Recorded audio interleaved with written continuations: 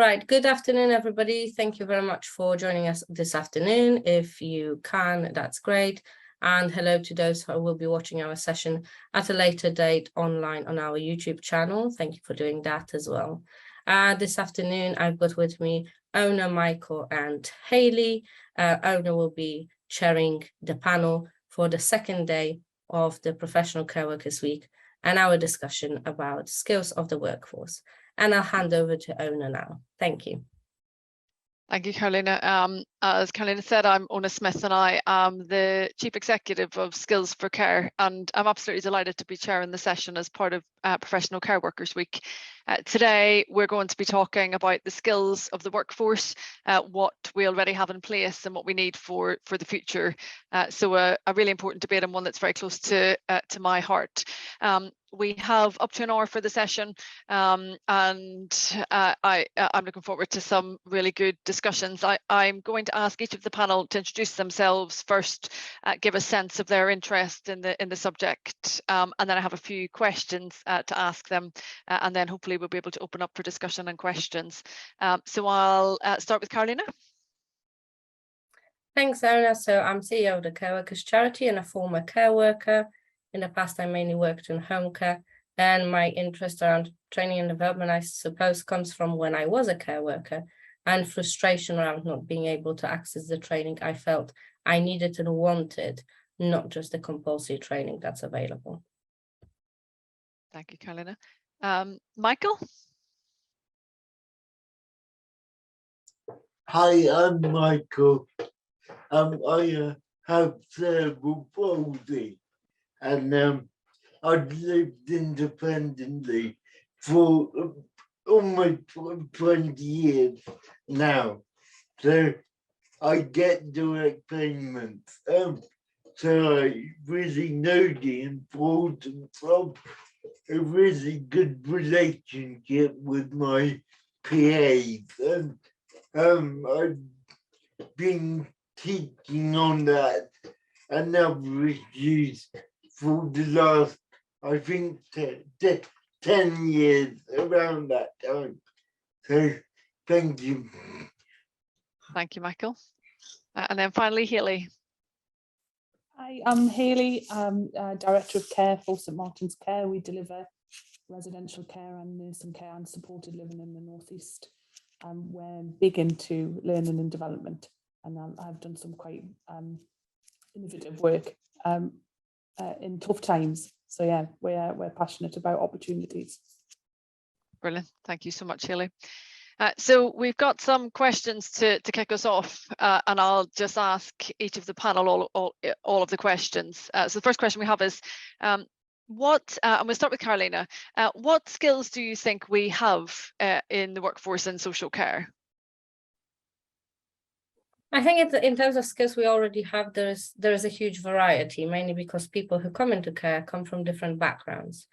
Where we have people with the right values, we have those important skills, although they have a weird name of soft skills that really annoys me, of compassion, empathy, and kindness, and all those things around emotional management that are very important for relationships that we need to form to support people with living the lives they want to live. In terms of other skills, I think especially over the last 10 years, looking at clinical skills, we have many more care workers who are working with supporting people around, tracheotomies, cancer medication, stomach bags, catheters, etc. Things that a few years back you wouldn't even have thought that a care worker would be doing. And even now, when I speak to some people in healthcare, they struggle to believe me that this is what care workers do these days. Another important skill is time management. And I would say more so in home care, I suppose, than in care homes, when you have to manage visiting a lot of different people during the day, making sure that you support them in the ways they need. So there is a huge variety of skills, which unfortunately are not necessarily recognized the way they need to be, that are necessary for care workers to be able to do the work they do. Thank you, Karolina. Can I go to you then, Michael, to give us a sense of what you think the current skills are in the social care workforce? Well, I can only talk from my own experience of the last 20 years, but for me, the person is really important. So for me, as long as we get on as friends, then quite simply all the other components fall into place.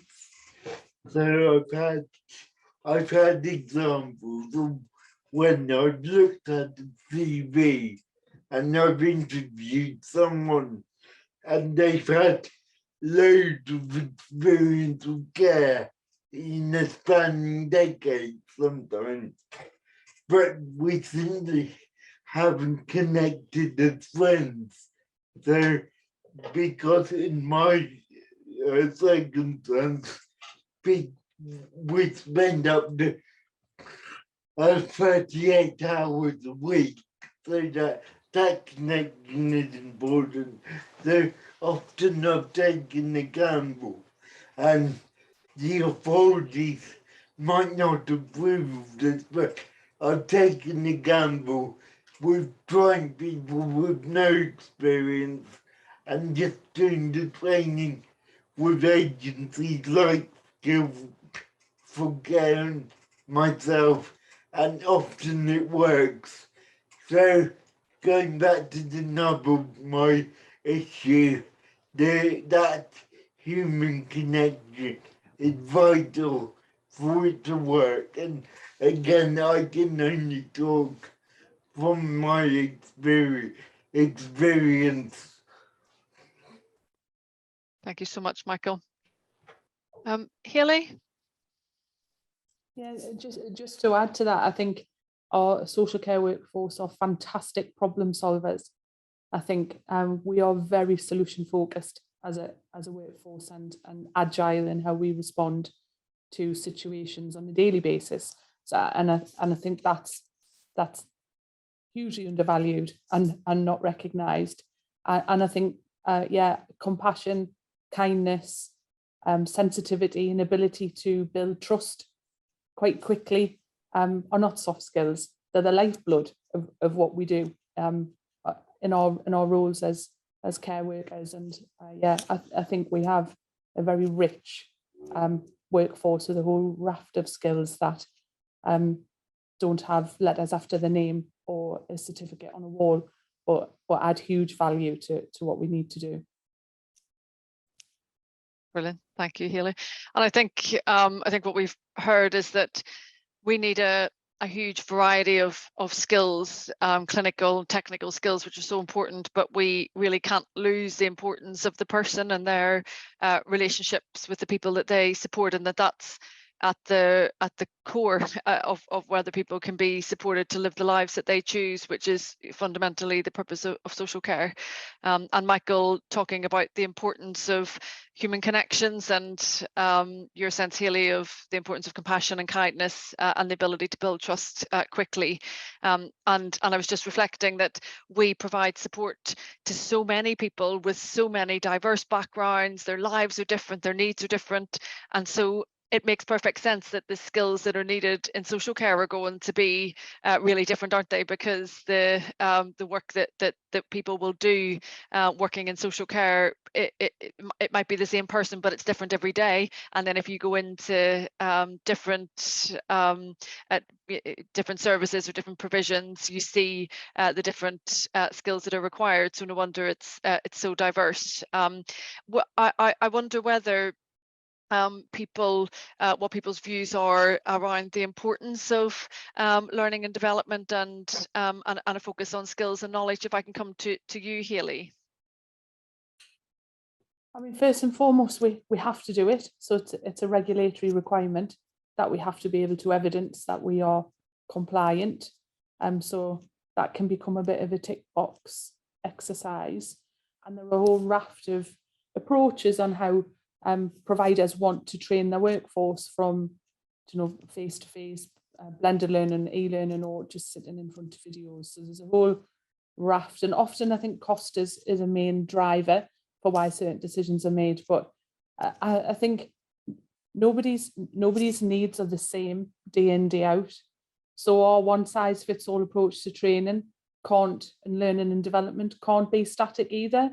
So expectations have massively changed. If I can talk just around where residential care and nursing care, the resident profile has massively changed. So the type of person that we get now, we don't get people in who are just unable to live on their own because they're a bit nervous, or they just need minimal support. We get people often in their last days of life. We don't get people who live in care homes for 10, 20 years, and I think that's right. I think supporting people to live at home is absolutely the right thing to do. But then that means that we have to shift our learning and development approach to be able to adapt and respond to what's happening around commissioning, what support people need. And actually there's a massive shift in supporting people to return home, and that's brilliant. And but I think that's kind of slipping under the radar of care homes can play a fantastic role in rehabilitation and supporting people with that light touch. So our learning and development has to match what's needed in the market, what's happening, what society needs, or in managing that. So learning and development, I think, is the backbone of an organisation. It's what keeps you relevant, and it's what continues to deliver that high quality care experience. We couldn't operate without it. Thank you, Hayley. Can I bring you in, Michael? And just as a reminder, we're talking about why we think learning and development is important. Yeah, I think the example I could give is that now and again I need agency staff. They say if my PAs can't work and I can't get anyone, I have an agency. So that's invariably someone coming in who I've not met and they've not met me. And I find that, as you can imagine, very daunting, because some of my care needs are quite complex and quite individual to me. And I see it from the other side, from their side, because it must be quite daunting for a support worker to visit someone like me for the first time. So I imagine that their skill set and their makeup personality wise should be really I don't know, to be ready for anything really. And I've been lucky enough to have a really good care agency. I've had them for about 15 years now. And as I say, it's often a different person. And I really admire their professionalism and their attitude and respect towards me. And I find that, within minutes, we have to build up that connection really quickly, because I'm comfortable and they're comfortable. And from my point of view, I do have that anxiety over quite a lot of things actually. But as long as I'm comfortable and trusting of the person with me, then my anxiety lessens. And with my agency, so far that's worked really well, thankfully. Thanks, Michael. I think it's such an important point. There's something about the resilience and flexibility of people working in social care, because things do change so much, and we need people with that really broad range of skills that they can call on regardless of who they're supporting. And I feel like that's a really important point. Karolina? Yes, I think building relationships or having that, finding a way to click with somebody quite quickly, it's definitely a very important part of training and development that maybe we don't talk about enough. You know, we focus on helping people mobilize, we focus on hydration, nutrition, safeguarding, but you can't really deliver any of that if you don't have a connection, if the other person doesn't trust you. So it's I suppose it's difficult maybe to train for that, but it's an important part of what often comes out from maybe conversations in between your training sessions, if you go to in-person training, or doing your shadowing shifts when you're observing people. In terms of more general training and development, I think it's essential. Obviously, social care is there. The main objective is we support people who draw on social care to live the lives they want to live. That's the objective number one, the way they want it, ideally. Obviously, unfortunately, very often we come short of that for many different reasons. Then I think too often we speak of care workers and people who draw on social care as groups that are in confrontation with each other. There are opposites. We can either support one or the other, but what we have to do, we have to support both. And what a better way to support care workers than through training and development. It gives people a sense of belonging. It gives people a sense of being invested into, which both of these things mean that people will probably stay for longer and do a better job. And I always make this argument that it's incredibly important that care workers' well-being is in the right place, that care workers are well looked after, because we can't really expect from somebody who doesn't feel invested in, you know, putting aside all the issues of funding, pay, working conditions. But if we look at the, you know, the point of well-being around being looked after themselves and supported, if co-workers don't have that in place, I don't think it's a fair enough expectation to ask them to deliver outstanding care. So it is, for everybody's sake, it is important that we have great training and development opportunities available. And there are wide-ranging training and development opportunities. So I think too often still in care, we are focused on career progression towards managerial roles into admin, which a lot of care workers are not necessarily interested in, because what they enjoy the most is supporting people directly. That's where they feel they're the most useful, but that's also, and this is my personal experience, where you feel the most reward from your work, when you are making somebody else's day a better day because you are there to support them. So I think we need to recognize more that there will be people who want to continue at the front line, direct face-to-face care delivery, but we need to give them opportunities to change titles, to be recognized like they're progressing, to recognize their expertise. And I do believe social care is probably the only industry where somebody has worked for 20 years doing a job directly, and that is seen as a lack of ambition or intelligence or skill, rather than appreciation of their expertise and knowledge. And that we really need to reframe and shift away from, because it is important for care workers to feel they have opportunities, and they have to be the opportunities they want to have and that are necessary and needed and supportive of people who draw on social care, not opportunities that look good on paper for, let's say, a reform paper. So yes, incredibly important to have training and development for social care. Thanks, Karolina. And I mean, I agree with everything that people have said. I think everybody should be able to take part in learning and development so that they can do their roles and have the right skills and knowledge. And some of that is technical, infection prevention control, health and safety, and a lot of it is about values and the individual. And we know Skills for Care collect information on about half of the social care workforce, including personal assistants.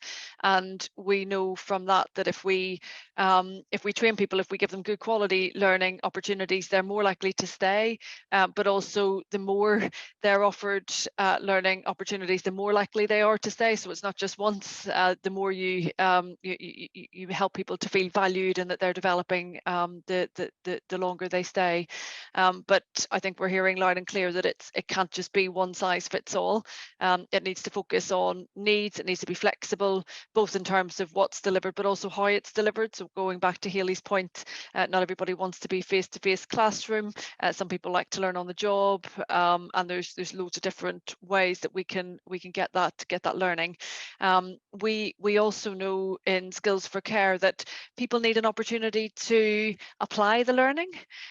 And so quite often we hear that people have had what they felt was excellent training, excellent learning and development, but they're not able in their workplace to really embed what they've learned, and that if they have an opportunity to get peer support to consolidate some of that learning and bring it together, it has much more of an impact. And so I think that's an important message for employers to think about as well.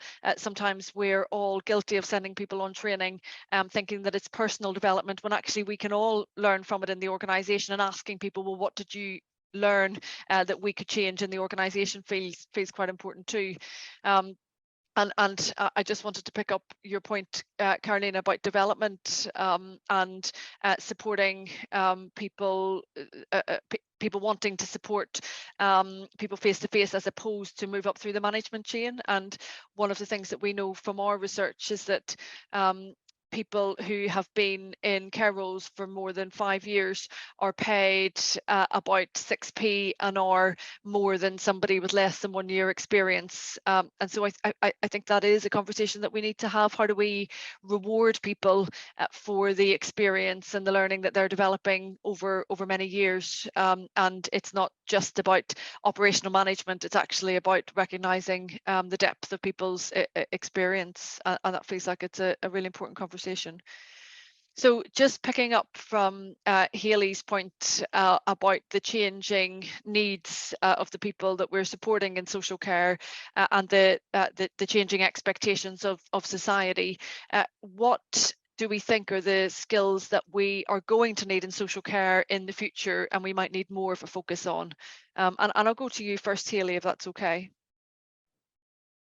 Yeah, and that's a really difficult one to answer, because I think a lot of the challenges that the NHS are experiencing now can be solved by social care, but it can't be solved by social care for free.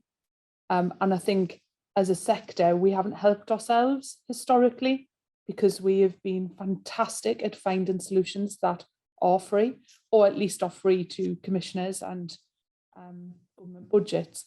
But we're now at that point where, well, I think the goodwill well is run dry, but I also think we need to stop expecting our workforce to do things for free, because you don't see a nurse in a hospital coming in on the day off to take Jim out shopping for trousers, because he doesn't have anybody else. But in social care, the expectation is that we will do everything for nothing because we're lovely, kind, caring people. So there's a lot that we could do in terms of learning and development. I think we're part of the delegated, we're running one of the projects for Skills for Care's delegated healthcare tasks. So that's around we're developing our workforce to be able to do low-level wound care, to free up some capacity for the community nursing teams. We're also hoping to move that forward into more diabetes management, so that if somebody is stable in a care home setting, it just seems crazy that my seniors can administer a controlled drug, but they can't support insulin for somebody who's a stable diabetic. So, but then you get to that point where you go, where's the line where actually those staff who are developing those skills, they're aligned to a level 3 healthcare worker, but they're not paid the same. So do we start saying no, but then are my staff going to become demotivated? And so I'm in a really difficult place where I know that we have lots of solutions we can offer around working much more collaboratively. I don't believe in integration. I believe that we need to coexist. I don't think integration with the NHS is the answer, because we work completely differently. And I can remember in the very beginning of COVID, Vic Rayner said on one of the BBC News programmes that the NHS is set up to save lives and social care is set up to change lives. And I think that definition it really rings true with me. And we shouldn't be absorbed into the NHS. We should coexist. So there are a lot of solutions under learning and development that we can offer, but who pays for that, and where are our staff recognised for that more than a simple thank you, which is really powerful. Do you know, we run a Thursday thank you. We've done it for the last 12 months. In a recent survey, 88% of our workforce wanted the Thursday thank you to stay. Every Thursday, I get nominations from the managers and I send them a personal message. It's 160 characters. Some staff have printed them off and put them in a frame. It means that much to them. But actually, what I would rather be able to do is pay them another £3 or £4 an hour. That's what I want to be able to do for the difference that they make to people. So for learning and development, yeah, there's loads we could do. Loads around that admission avoidance. So preventing people from having to go into hospital, working with our domiciliary care workforce and our care home workforce to be able to do much more quick interventions, 5-day. Sometimes somebody just needs to know they care if they live on their own and they don't have much support. They just need to know that somebody cares, and that 5 days of supporting someone to recover from an illness can prevent them having to go into hospital. You know, but there are skills around that we could develop our teams to be able to do. From our point of view in residential and nursing care, I'd love to be able to do more around occupational therapy. I think it would completely transform what we do as a provider, and develop some of our staff. But again, where's the line? Don't know, where's that line where you go, actually now there's a cost for that and I should be able to pay my staff more, but my funding tells me I can't. So yeah, I think there are a lot of solutions that social care has right in the palm of the hand, but somebody needs to recognise that skill set has a cost, and staff should not be expected to do more for free or for less money than their NHS counterparts. Thank you, Hayley. It's a really important point. It feels like I always say that in when we're talking about integration, sometimes we can talk about it as if social care is a basket case and a problem to be solved, and actually we have to be part of the solution, because when you look at the future around personalised and preventative care, which is what people want and what we expect as users of health and social care, that stuff that social care at its best does really well and has a lot to teach as well as to learn, and I feel like it's a really important point for us to keep saying. Can I bring you in, Michael? And we're talking about the skills that we need in the future. Not having a crystal ball, so what's your best guess?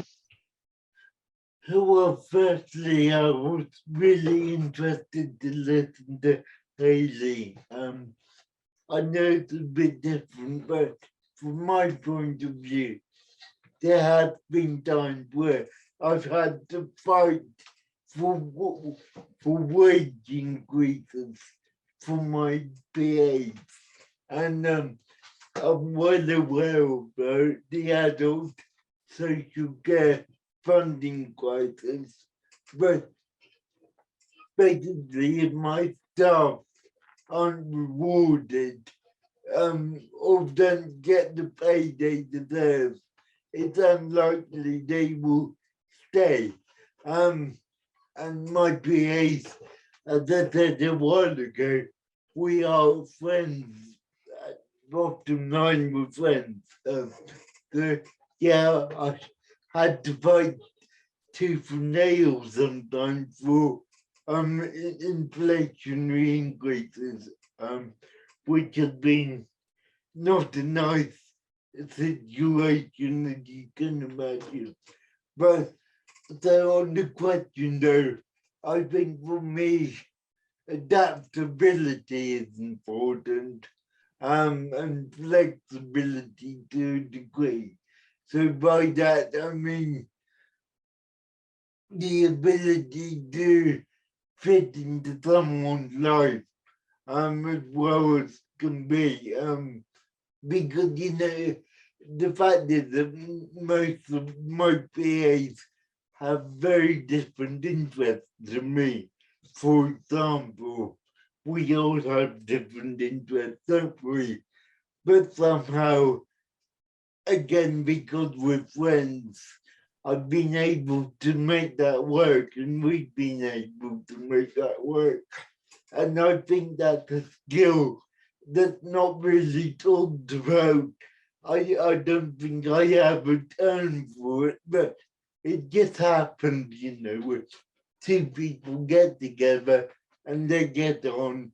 It somehow gels or can gel. Sometimes it doesn't. So I think it's that I'm hoping this makes sense, but that's the most, or one of the most important things to me anyway. And can I ask you, Michael, do you, from your experience, do you think that that's valued enough? By who? I suppose I'm thinking, do you think we talk about that enough? Do you think it's valued enough by some of the arrangements that we have? Do you think we pay enough attention as a sector to the importance of you know, that the way you described it, as people being able to fit into people's lives as best as they can? Do you think we talk about that enough? Again, I can only come from my experience. So again, like I say, I get to do attainment. So obviously that's a considerable amount of money, of which just to enable me to live independently and live and work and live what life I want to live. So the funding obviously comes from my local authority. So to many, apart from my social worker, I'm just a name on the piece of paper. And you know, I can't get away from the fact that someone like me living independently is a financial drain. And in fact, that was attempted to be taken away from me about 5 or 6 years ago, and I had to fight it really hard. So I think it's different when the powers that be just see numbers in the name and not the person. And I don't think, from my point of view, we can get around that. I heard that example links in with what you asked me. Yeah, that's really helpful, Michael. And Karolina, just your sense of the skills we're going to need in the future.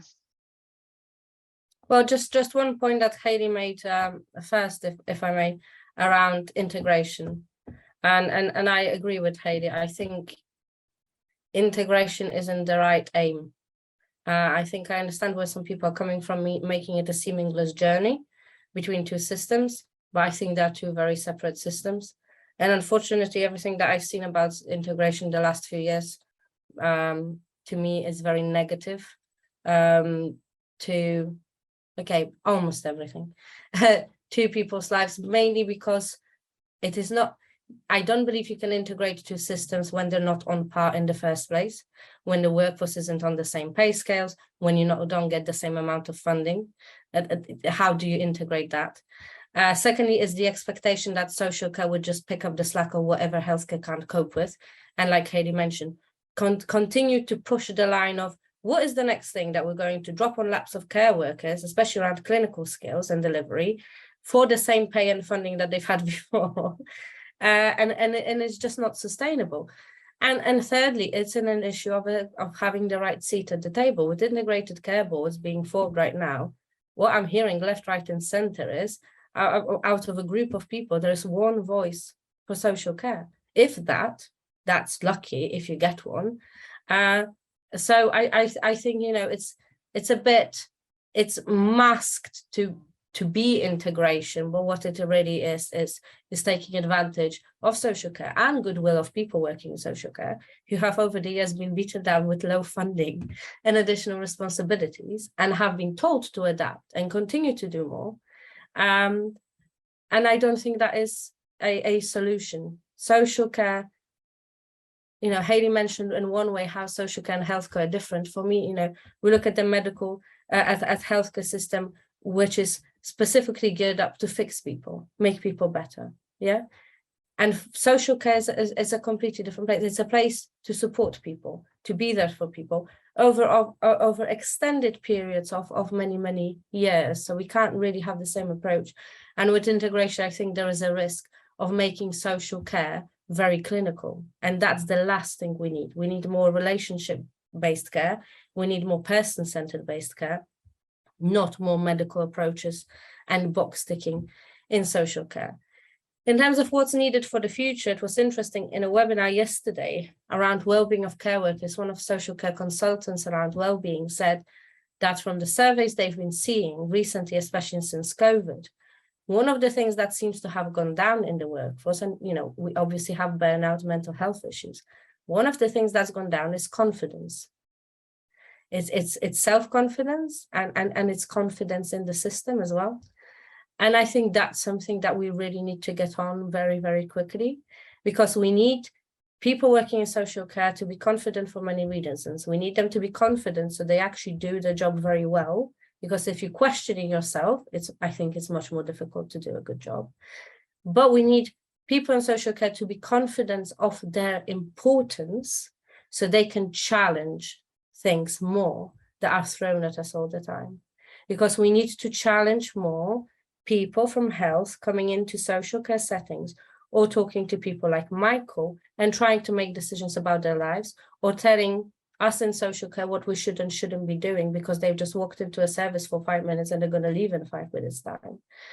We need to challenge more the whole approach to funding and the integration. And we just need to challenge people's understanding or lack of understanding of the importance of social care and contribution it makes to the society, to the economy, but that requires confidence. Unfortunately, confidence isn't necessarily a thing that we teach care workers. You know, we teach safeguarding, we teach medication management, we teach care workers very little in the mandatory training about their own rights and also how to stand up for themselves, because that should be a part of it. And we need to teach care workers more how to be champions for the people they work with. Because Michael said, you know, he had to put a fight, and I'm sure, Michael, you put up a great fight. But in a way, you know, the more people that can fight with you, the better. Yeah. And when I was a care worker, many times I was in a situation where I had to support people I work with to fight for them, to fight, you know, for their rights, because somebody who was 96 years old had their eye appointment postponed 6 times. And, you know, you have to go in and make complaints and you have to fight. But somehow that's not really seen enough like the job of a care worker, and we need to push that. So for me, it's the confidence, it's the championing, because the other skills are there. I really believe, you know, the skills that we talk about, you know, in terms of clinical, technical things, the skills around values. When obviously with the retention recruitment crisis, a bit difficult now, because we're basically having to give jobs sometimes to people that I think if we weren't struggling so much, maybe wouldn't have gotten the job, because there's such a struggle now for people to work. We just don't have the numbers.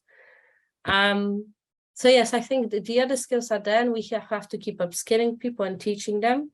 I agree with Hayley. Where is the line? How much do we upskill people for the same pay rate and for the same level of funding? Because so much of the work now, I worked in home care for many years, and a lot of the time I felt like I was doing a nurse's job, not a care worker's job. And yeah, where do we draw the line? Because and I think, again, that's another thing that's being taken advantage of. That's why we need the confidence to challenge things. because policymakers or funders know that care workers are naturally giving people, and they'll go out of the way to do as much as possible to support somebody. So just pushing and pushing and pushing and pushing. And it is a very difficult situation to say, well, actually, no, I'm going to tell this care worker not to do this for this person because I'm not getting enough funding for it, when you know that person needs it. So the goalpost keeps being moved. The funding doesn't follow at all, and it hasn't followed for decades, from what I understand. So yeah, I think it's the voice, and it's the challenge, and it's the confidence that are the things that we need over the next few years to get the reform and funding in place for what we need for social care to actually support everybody who needs support, because we're not doing that, and support people in the way they want to be supported. Thank you, Karolina. It's really helpful. So thinking about that and thinking about the points that you've all made, I'd like us to move on to talk about what can be done, or what we can do to support the social care workforce. What are the practical things that that are needed to make some of this a reality? Can I start with you, Michael?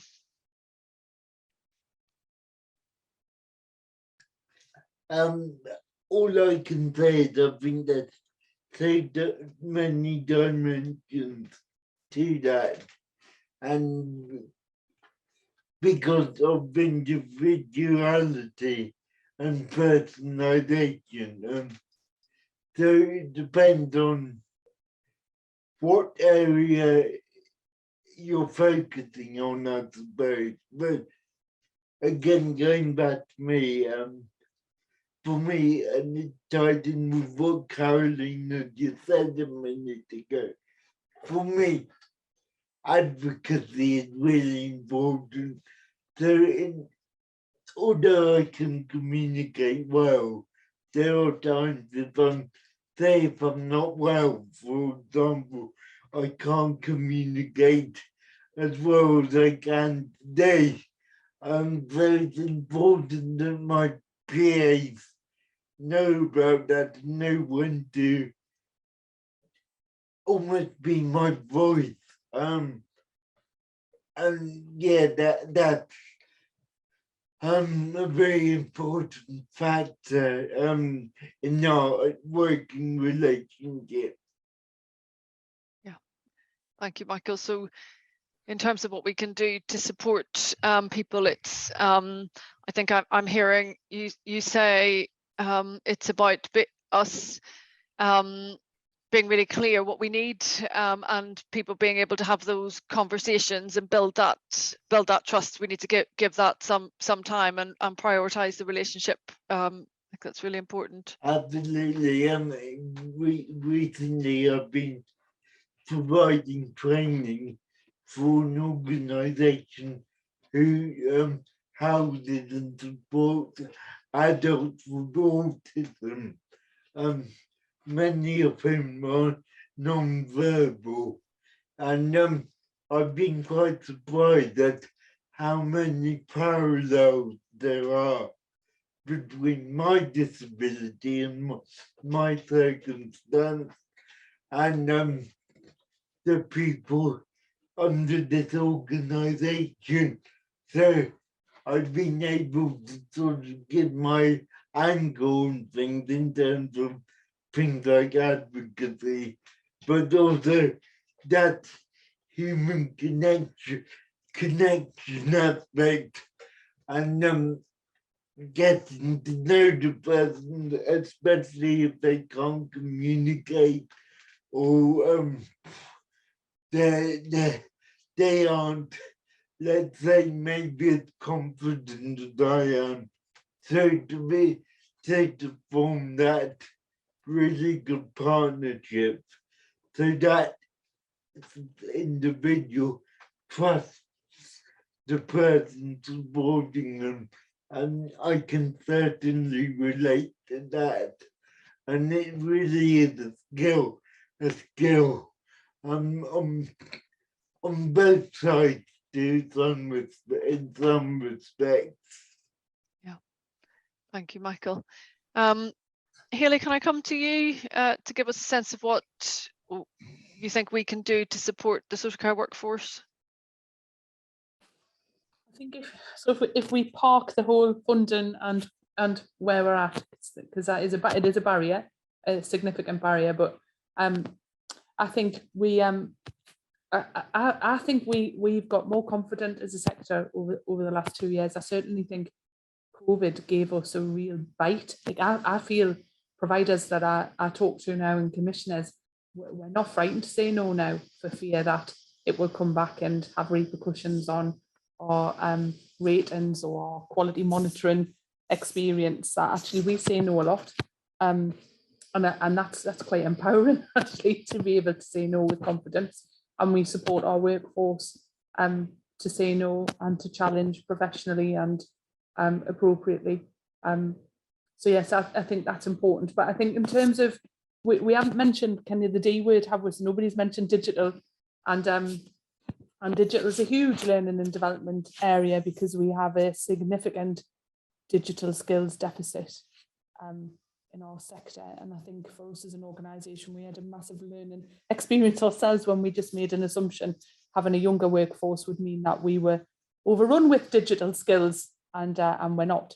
So we're walking two paths, aren't we? Because we're being dragged down the digital solutions. So the expectation by 2024 that we'll all have electronic care records.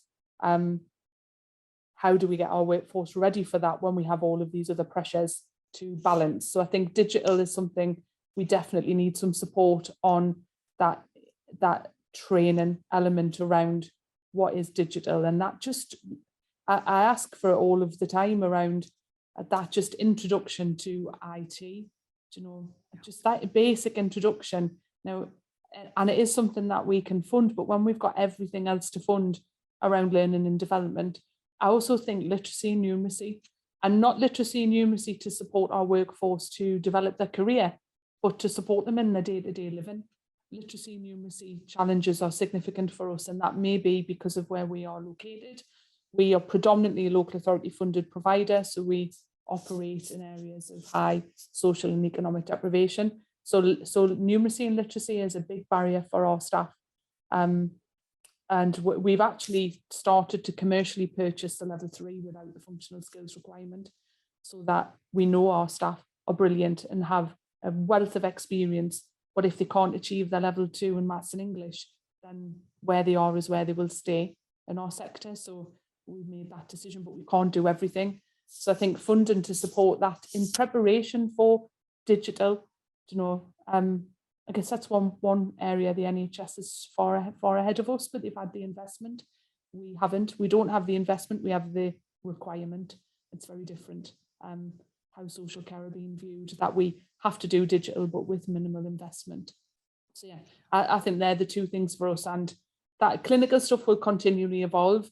You know, I can remember, Karolina, when I first was ops director in dom care, we had our first PEG feed in the community, and it was huge. Like, we all had to go to the hospital and have training, and now, you know, we have a PEG isn't a clinical skill anymore, really. It's a very commonplace. So all of that stuff, I think, will just continually evolve as it has, you know, over the last 10, 15 years. But to prepare us, I think, for me, I would love to say literacy, numeracy, funding and digital. Yeah, thank you, Hayley. Karolina? I think what Hayley said around PEG feeds, it used to be a rarity, now it's commonplace.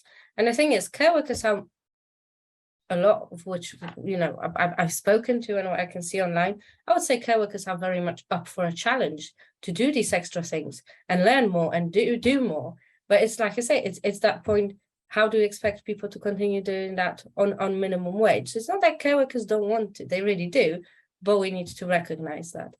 In terms of what else we need to support, yes, I definitely agree with digital. And if Jane was here with us today, I'm sure she would have given us a very long and great contribution around digital. The pressure is definitely on, and but there are gaps, and there are gaps also in expectations, because people don't understand being a low wage worker doesn't necessarily mean you always have the most up-to-date devices as well. And you know, so people live in digital poverty, so they need to start from scratch in terms of training. And I think we take it for granted that everybody's got a smartphone and a computer at home, and that's definitely not the case. So we need that.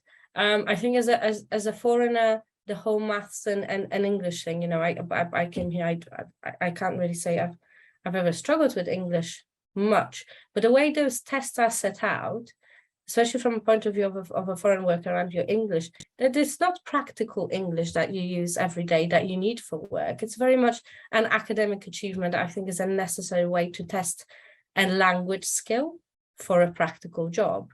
So that should be reviewed. And then we really need to look at mental health of the workforce and their resilience. And we need to, so it's I find it difficult to talk about resilience because, especially in the last 2 years, it seems people talk about resilience as, oh, if you're resilient, then you can just go through everything without showing it's affected you in any way, and you just get on with stuff. And I don't think that's resilience at all. You know, that's sometimes, I think, denying yourself the break that you need to have. So we need to support the workforce with their awareness of what are the limits, that they need to look after themselves, they need to take a break. We need to support the workforce with training and maybe debriefings, you know, something that works similar in the healthcare system around bereavement and loss. In COVID especially, so many care workers, you know, experience multiple losses of people that they worked with. And it happens, you know, in COVID, out of COVID, people do die. A lot of the time, that's one of the reasons why we support them. But it's not really recognized, I don't think, social care. Now, when the workforce isn't supported, and I don't think the workforce is giving the skills to deal with it. It's more that we're teaching the workforce to push it aside. Oh, Mrs. B died today when you visited her at home. Fine, can you now go to the next person because your next visit is up? It's too much still of an attitude. And I understand logistically it is very difficult to, you know, find last minute cover for a visit. I do understand that.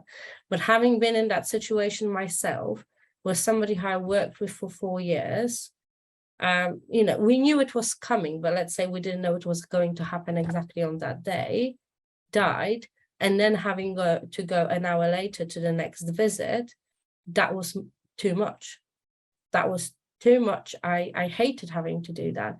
I hated to leave that person's house and family at the time because they needed my support, and I had to make excuses to leave. So I think there is a lot of support and training around emotional management and awareness of your own limits and your own needs. I think that we are not teaching the care workers enough, or even at all, in many ways. And I know a lot of well-being schemes have been created, especially in the last couple of years. But at the end of the day, I think a lot of the time, people just need somebody to talk to. And because we are so short-staffed, and because we can't expect every manager to also be a counselor for the whole team, we don't really get that. And that is a huge gap. And different reasons have been mentioned to me, but employee assistance programs are not, they're used more now than they were 2 years ago, but they're still not used to the extent you expect them to.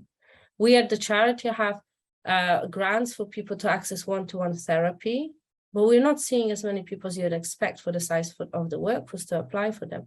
All of this tells me that care workers don't have time to think about what they need, or that they need that chat, that support, and they then definitely don't have the time to make for it to actually access it.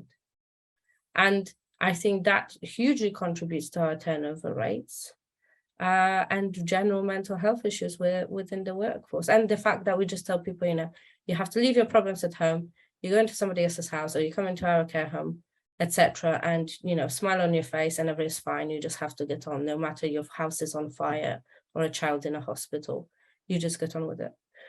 So yes, I think those competencies are important to be thinking and talking about more. Thank you, Karolina. So that's the end of the questions that we'd prepared. If we have any questions from people that are watching, we've got a few minutes, we can take those. So do either put them in the chat or put your hand up. And if not, I can do a quick summary of some of the main points that I've taken out of the discussion. I find it really helpful. No questions. I don't see any questions. That's fine. So so thank you so much to the panel, and we filled all of the time. Obviously, it's a topic that everybody's really passionate about. I think the key messages for me that I took away were that I think everybody thinks that learning and development is really important for loads of reasons. It improves people's quality of life when they're being supported, and it also helps the workforce feel valued. And we spoke about some of the specific areas of learning: digital, delegated health tasks, and also skills that maybe we don't invest in enough around advocacy. We didn't really talk, interestingly, about leadership and management, but I think everybody would probably say that that was really important. We know that the impact of good leadership on people is significant. But I think we've all heard that learning and development really needs to be flexible. It needs to be based on what the people we support need, as well as the people working in social care and their preferences, how they fit it in, and what they need. And we cannot lose the importance of the individual and the ability to build relationships and trust, because we hear again and again, and we know the importance of, Michael described it as being able to fit into somebody's life as best as you can. And I think we spoke a lot about how we give care workers the knowledge, but also the confidence to support people to enforce their rights. And we spoke about the importance of having real conversations about integration and what that means for social care, and what some of the unintended consequences are. And I think that's probably one that we could spend a whole hour on itself. And as working in social care gets more complex, I think we heard about the need to better recognise people working in social care and value them for the new skills that they are developing.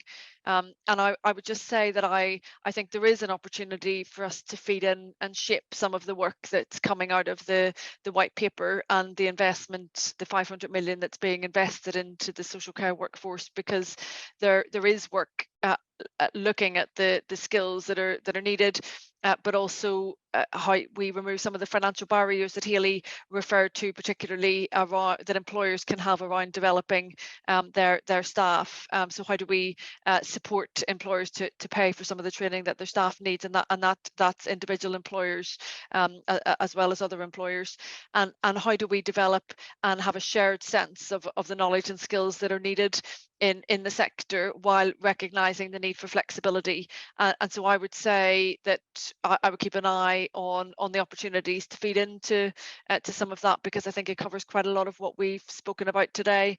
And I've really enjoyed the conversation, and we are 1 minute to the end. I think the intention is for this to go up on YouTube, so people can watch it if you happen to come in late or didn't catch it all. So thank you, everybody. Thank you to the panel, and thank you to the people who are watching at home. Yes, and thank you very much, Oonagh, for chairing today and for your contributions. And thank you, Michael and Hayley, for joining us this afternoon and sharing your views, opinions, and experience. And thanks to everybody who's watched and will be watching, and have a lovely afternoon.